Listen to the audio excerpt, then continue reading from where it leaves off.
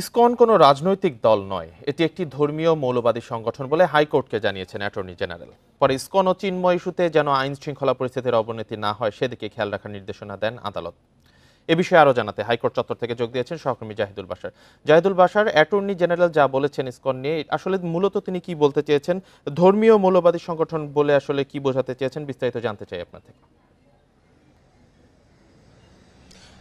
জি রাকিব, ধন্যবাদ আপনাকে। দেখুন, আজকে আদালতে আপনি জানেন যে গতকালকে চট্টগ্রামে যা হয়েছে, চিন্ময় কৃষ্ণকে গ্রেপ্তারের পর আদালতে নেয়া, তার জামিন না দেয় এবং তার অনুসারীরা চট্টগ্রাম আদালত চত্বরে যা করেছে এটি একেবারে অস্বাভাবিক এবং আদালতের ইতিহাসে এ ধরনের ঘটনা বিরল বলতে গেলে। সেই ন্যাক্কারজনক ঘটনা গতকালকে চট্টগ্রামে ঘটেছে এবং একজন আইনজীবীকে সেখানে হত্যা করা হয়েছে। এই নিয়ে সারা দেশ উত্তাল। আজকে সুপ্রিম কোর্টের আইনজীবী সমিতি, সাধারণ আইনজীবীদেরও কিন্তু কিছুক্ষণ পরে তাদেরও কর্মসূচি রয়েছে। গতকাল এখানেও কিন্তু কর্মসূচি পালন করেছেন এবং 24 ঘন্টার মধ্যে আইনজীবী সাইফুল আলমকে হত্যায় যারা জড়িত তাদেরকে গ্রেপ্তারের জন্য তারা দাবি জানিয়েছেন। নানান সংগঠন এখন সারা দেশের মানুষের আলোচনার বিষয়, সারা দেশের মানুষ এই বিষয়টি নিয়ে চিন্তা ভাবনা করছে।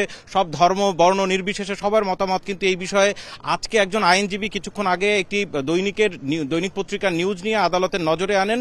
বিচারপতি ফারাহ মাহবুবের নেতৃত্বে দ্বৈত বেঞ্চে এই বিষয়টি তিনি তোলেন এবং তার দাবি ছিল যে আদালত স্বতঃপ্রণোদিত হয়ে একটি আদেশ দিয়ে, যেখানে ইসকনকে নিষিদ্ধ করার দাবি জানাচ্ছিলেন তিনি, এই দাবি দীর্ঘদিন ধরে অনেকের মধ্যে আছে, সেই বিষয়টিও তিনি আদালতে তুলে ধরেছেন। তো এই বিষয়ে যখন আদালতের নজরে আইনজীবী আনেন এবং তখনই রাষ্ট্রপক্ষ থেকে অ্যাটর্নি জেনারেল এই বিষয় নিয়ে কথা বলেন, তিনি আদালতকে এই বিষয়গুলো তখন বলছিলেন যে আদালত এক পর্যায়ে জানতে চেয়েছিলেন যে আসলে এরা কারা, কোত্থেকে এসেছে এই গ্রুপ।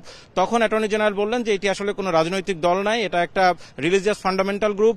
তো আসলে ইসকনের মূল যেই নীতি, ইসকনের যেই কার্যক্রম, সেই বিষয়গুলোকেই কিন্তু অ্যাটর্নি জেনারেল আজকে তুলে ধরেছেন। এটা একটা ধর্মীয় সংগঠন, সেই বিষয়টি বলেছেন এবং আদালত তখন অ্যাটর্নি জেনারেলকে বলেছিলেন যে অন্তত এই বিষয়টি যাতে খেয়াল রাখা হয়, যেন এই যে ইস্যুকে কেন্দ্র করে কোনো রকমের জন্য আইন শৃঙ্খলা পরিস্থিতির অবনতি না হয়, কেউ যাতে আইন শৃঙ্খলা পরিস্থিতি হাতে তুলে না নেয়, সরকারকে সেই বিষয়ে সতর্ক করেন, নির্দেশনা দেন। একই সাথে আজকে অ্যাটর্নি জেনারেলকে কিন্তু তিনি বলছিলেন, আদালত বলছিলেন যে এই বিষয়টি আমরাও কনসার্ন। তখন অ্যাটর্নি জেনারেল হাইকোর্টকে বলেন যে শুধু মাইলট, শুধু আপনারা নয়, এটা সারা দেশের মানুষ এখন এই বিষয়টিতে খুবই সচেতন।